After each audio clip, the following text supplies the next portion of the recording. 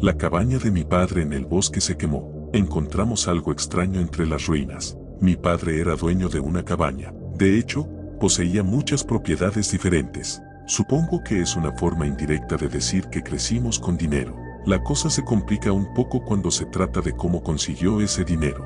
La historia que nos decía constantemente era que era contable y dirigía su propia firma en una oficina de la ciudad. Muchas horas de trabajo, muchos viajes de negocios. Nunca lo veíamos mucho, y cuando lo hacíamos, siempre parecía cansado, con los ojos permanentemente inyectados en sangre, como si estuviera tratando de obligarlos a permanecer abiertos. Lo enviaron a prisión justo después de terminar mi primer año de universidad. ¿La sentencia? 15 años, por lavar cientos de millones de dólares para numerosos cárteles. 2 semanas después de que lo arrestaran, mi madre se suicidó. Resulta que ella lo había estado ayudando durante todo el proceso y que también iba a ser condenada a prisión. Supongo que no quería lidiar con todo eso y optó por la salida más drástica. Unos meses después, el gobierno había confiscado prácticamente todas sus propiedades. Todo, excepto aquella cabaña en el bosque. Me llevó mucho tiempo volver a sentirme normal, pero finalmente lo logré. Volví a la escuela y me gradué con un promedio de calificaciones lo suficientemente bueno como para poder conseguir un trabajo de oficina de mierda unos meses después, pero fue suficiente para pagar las cuentas. Un año después, prácticamente borré de mi mente toda esa secuencia de acontecimientos. Me llevó un poco de terapia y muchos psicodélicos, pero finalmente lo logré, hasta el punto en que me sentí lo suficientemente cómodo como para volver a esa cabaña, el único lugar donde vería a mi padre durante más de unas pocas semanas durante nuestros viajes de verano. Decidí llevar conmigo a 3 de mis amigos de la universidad, Jack, Pedro y Randy. Fuimos en coche a principios de mayo. El camino que conducía a la cabaña no había recibido ningún mantenimiento y, como consecuencia, se había vuelto prácticamente intransitable. Decidí ahorrarle estrés a mi vehículo y aparqué en un aparcamiento cercano, lo que nos dejó un trayecto de aproximadamente 1,5 millas a través del bosque, que en realidad no estaba tan mal. Pasamos la mayor parte del tiempo en la cabaña emborrachándonos y drogados, y para la tercera noche nos quedamos completamente sin comida. Decidimos caminar unos 30 minutos hasta el área de descanso más cercana, donde sabía que había un restaurante abierto las 24 horas del día, los 7 días de la semana. Así que fuimos allí. Comimos y, en el camino de regreso, notamos un olor a quemado en el bosque, como si hubiera una hoguera cerca. Por supuesto, fue un poco extraño, ya que eran aproximadamente las 2 a.m., pero no le dimos demasiada importancia en ese momento y seguimos caminando. Solo cuando el olor se hizo más fuerte a medida que nos acercábamos a la cabaña nos dimos cuenta de que algo iba muy mal. Pronto se volvió sofocante y pudimos ver el cielo nocturno teñido de naranja a lo lejos. Sentí que mi corazón se hundía en mi estómago e inmediatamente comencé a correr.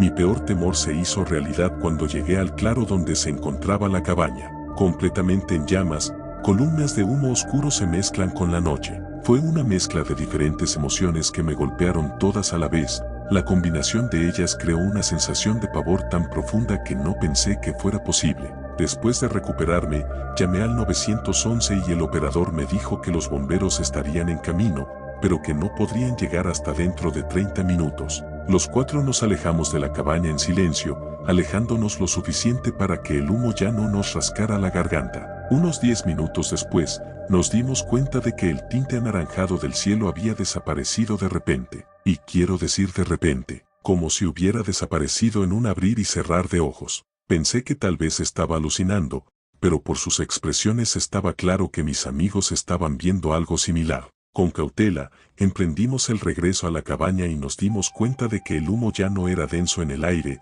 pues se había disipado considerablemente. Una vez que llegamos al claro, había desaparecido por completo. Miré hacia adelante, mientras mi cerebro trabajaba horas extras para comprender lo que tenía delante. La cabaña ya no estaba en llamas. Estaba quemada hasta los cimientos, claro, pero las furiosas y abrumadoras llamas que la habían consumido minutos antes se habían extinguido por completo. Los 4 nos miramos, como para confirmar que seguíamos viendo lo mismo. Al utilizar la linterna de mi teléfono para examinar los daños, encontré prácticamente lo que esperaba: destrucción total. Ninguna esperanza de recuperar nada. Comencé a respirar profundamente, tratando de calmarme cuando escuché a Pedro gritar desde el otro lado. Chicos, ¿de dónde diablos salió esta cosa? Todos nos acercamos a él. Entre los escombros se encontraba el cadáver de algo, una monstruosidad. Era del tamaño de un oso, y las partes de su cuerpo que no estaban quemadas mostraban una piel pálida y húmeda con cortes profundos grabados por todas partes, en lo que parecía ser una especie de patrón verdo. Le habían aplastado la cabeza, dejando nada más que una mandíbula inferior anormalmente ancha que todavía mostraba dientes largos y negros. Tenía una cantidad incontable de brazos largos y gruesos que usaba para sostener algo que se parecía a un bebé humano, uno que parecía estar completamente ileso, sin marcas de quemaduras. Cuanto más lo miraba, más convencido estaba de que podía verlo respirar. Fue una visión tan extraña que casi nos dejó en trance. Lo que finalmente nos sacó de ese estado fueron los cánticos. Al principio, apenas se notaba y poco a poco fue aumentando el tono hasta que quedó claro que había varias voces humanas gritando al unísono. Sus tonos eran animales, sus palabras se enlazaban entre sí con apenas un leve comienzo de ritmo. Parecía que hablaban inglés, aunque apenas podía entender lo que decían.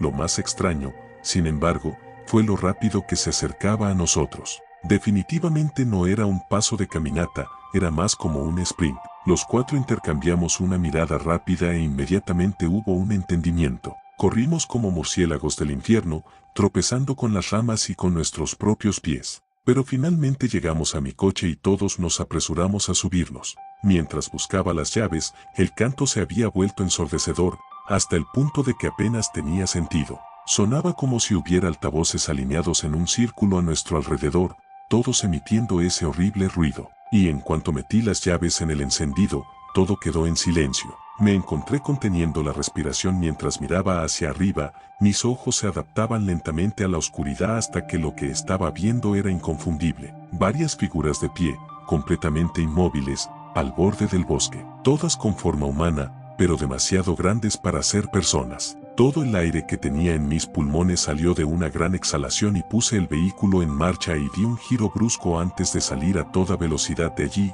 negándome a mirar por el espejo retrovisor hasta que entramos en la autopista. Conduje hasta llegar a la parada de descanso, donde ahora había una cantidad absurda de coches de policía. Aparqué, salí y me acerqué a uno de los policías y le pregunté si estaban allí por el incendio. El policía negó con la cabeza. ¿Fuego? No. ¿Ha habido un incendio? Le expliqué la situación de la cabaña y decidí dejar de lado a la criatura y el cántico por el momento. El policía asintió lentamente, y su expresión permaneció prácticamente igual durante todo el proceso. Está bien, dijo, lo investigaremos y te daremos una actualización por la mañana. Para esta noche, alójate en un hotel o algo así.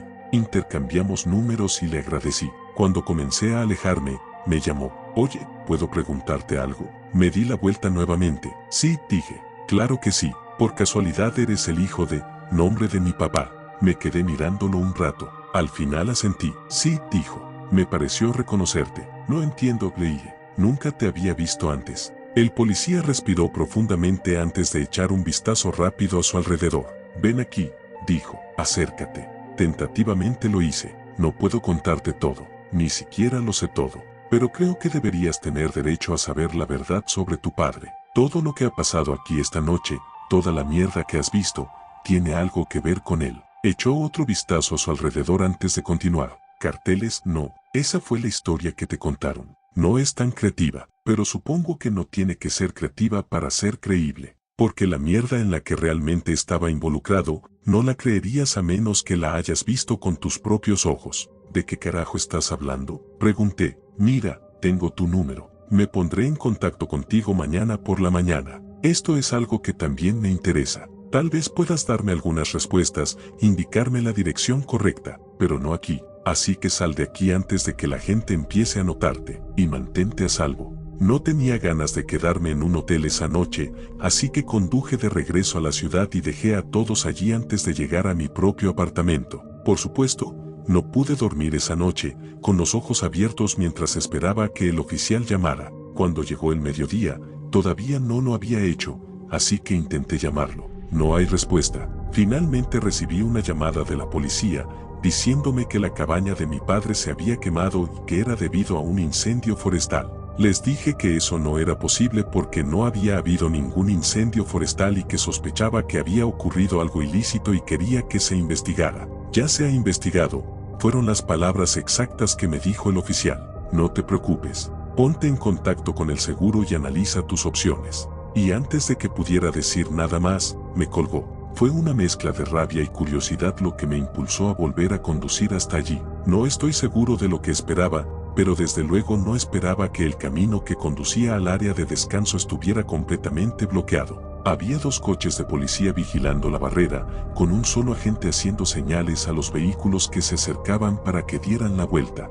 Me detuve a un lado de la carretera y, después de pensarlo mucho, decidí bajarme, acercarme a él y preguntarle qué estaba pasando, solo para ver qué me decía. Cuando terminé de formular la pregunta, se quedó mirándome fijamente durante un largo rato, incómodamente largo. Construcción de emergencia, me dijo finalmente. Después de ese encuentro, prácticamente dejé de intentar entender las cosas. Desde entonces me han empezado a pasar cosas raras. Todas las noches, juro que oigo a un bebé llorando en el apartamento de enfrente del mío. El apartamento que yo creía que había estado ocupado por un par de universitarios que definitivamente no tienen hijos. El policía que se suponía que debía llamarme finalmente lo hizo, hace unas noches. Cuando contesté, me encontré con un silencio sepulcral del otro lado. Casi 30 segundos de silencio hasta que la línea se cortó. Hay una casa abandonada al otro lado de la calle de mi edificio de apartamentos, una casa que supuestamente ha estado allí durante años porque el desarrollo de la tienda que se supone ocupará su lugar sigue retrasándose. Alguien ha empezado a mirarme a través de la ventana del segundo piso. Siempre que lo pillo, cierra rápidamente las persianas, de modo que nunca puedo captar ningún detalle. Pero sé que en cuanto me doy la vuelta, sus ojos vuelven a estar sobre mí. No puedo confirmar que alguna de estas cosas esté relacionada o tenga algo que ver con mi padre. Solo sé que no quiero lidiar con ello y que quiero que termine.